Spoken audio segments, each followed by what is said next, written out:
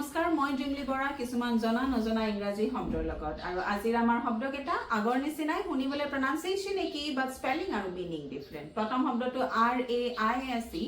যিটো শব্দৰ অসমীয়া অৰ্থ হৈছে